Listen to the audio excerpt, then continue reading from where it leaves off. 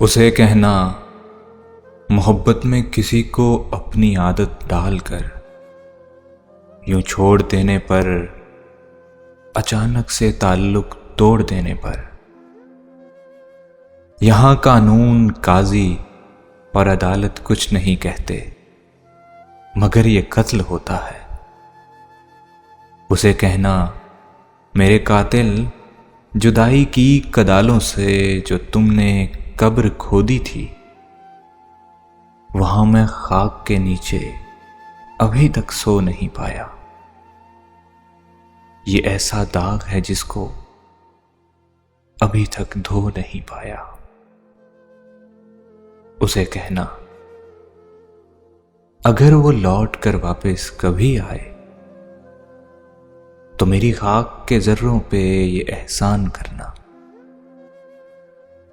दोबारा फिर किसी इंसान की हस्ती हुई दुनिया को ना वीरान करना। उसे कहना, वफा के सर को पत्थर से कभी फोड़ा नहीं करते, मोहब्बत डालकर दिल में उसे तोड़ा नहीं करते। किसी का हाथ थामो तो